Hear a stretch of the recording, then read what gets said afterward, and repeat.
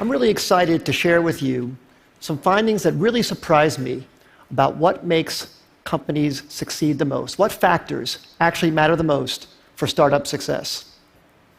I believe that the startup organization is one of the greatest forms to make the world a better place.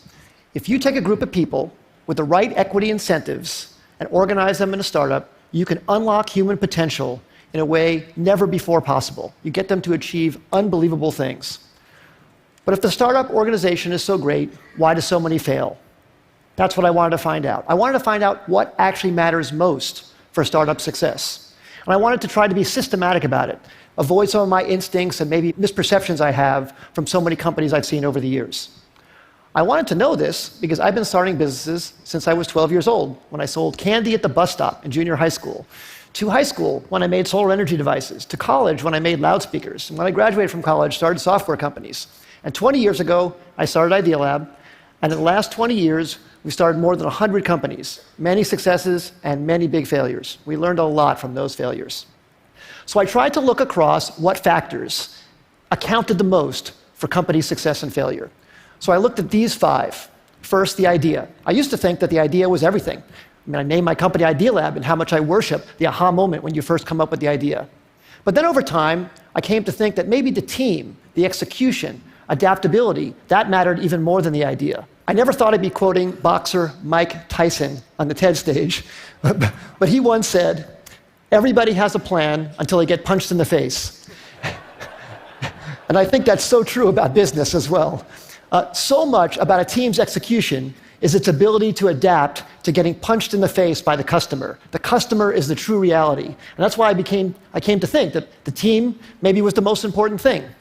Then I started looking at the business model. Does the company have a very clear path generating customer revenues? That started rising to the top in my thinking about maybe what mattered most for success. Then I looked at the funding. Sometimes companies received intense amount of funding. Maybe that's the most important thing. And then, of course, the timing. Is the idea way too early and the world's not ready for it? Is it early, meaning you're in advance and you have to educate the world? Is it just right, or is it too late and there's already too many competitors? So I tried to look very carefully at these 5 factors across many companies. And I looked across all 100 Idea Lab companies and 100 non-Idea Lab companies to try and come up with something scientific about it. So first, on these Idea Lab companies, the top 5 companies, CitySearch, Cars Direct, GoTo, NetZero, Tickets.com, those all became billion-dollar successes. And the 5 companies on the bottom, Z.com, Insider Pages, My Life, Desktop Factory, People Inc., we all had high hopes for, but didn't succeed. So I tried to rank across all of those attributes how I felt those companies scored on each of those dimensions. And then for non-Idea Lab companies, I looked at wild successes like Airbnb and Instagram and Uber and YouTube and LinkedIn, and some failures. Webvan, Cosmo, Pets.com, Flues, and Friendster. The bottom companies had intense funding. They even had business models in some cases, but they didn't succeed. I tried to look at what factors actually counted the most for success and failure across all these companies, and the results really surprised me. The number one thing was timing. Timing accounted for 42% of the difference between success and failure. Team and execution came in second, and the idea, the differentiability of the idea, the unique idea, that actually came in third. Now, this isn't absolutely definitive. It's not to say that the idea isn't important. But it very much surprised me that the idea wasn't the most important thing. Sometimes it mattered more when it was actually timed.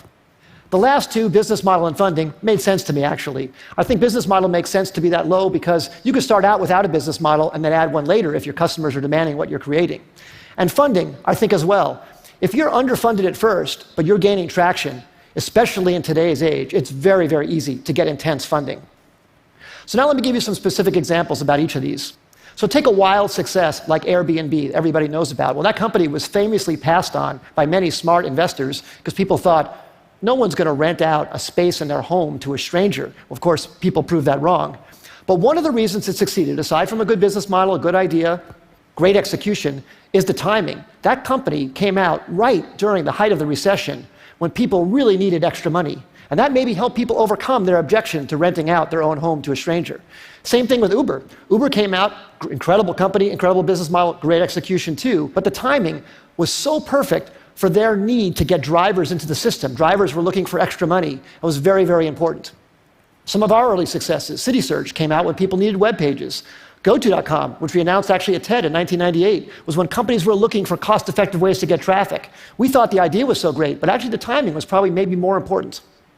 And then some of our failures. We started a company called Z.com. It was an online entertainment company. We were so excited about it. We raised enough money. We had a great business model. We'd even signed incredibly great Hollywood talent to join the company. But broadband penetration was too low in 1999, 2000. It was too hard to watch video content online. You had to put codecs in your browser and do all this stuff. And the company eventually went out of business in 2003. Just 2 years later, when the codec problem was solved by Adobe Flash, and when broadband penetration crossed 50% in America, YouTube was perfectly timed. Great idea, but unbelievable timing. And in fact, YouTube didn't even have a business model when it first started. It wasn't even certain that that would work out. But that was beautifully, beautifully timed. So what I would say in summary is execution definitely matters a lot. The idea matters a lot, but timing might matter even more. And the best way to really assess timing is to really look whether consumers are really ready for what you have to offer them, and to be really, really honest about it, not be in denial about any results that you see. Because if you have something you love, you want to push it forward, but you have to be very, very honest about that factor on timing. As I said earlier, I think startups can change the world and make the world a better place. I hope some of these insights can maybe help you have a slightly higher success ratio and thus make something great come to the world that wouldn't have happened otherwise. Thank you very much. It's been a great audience.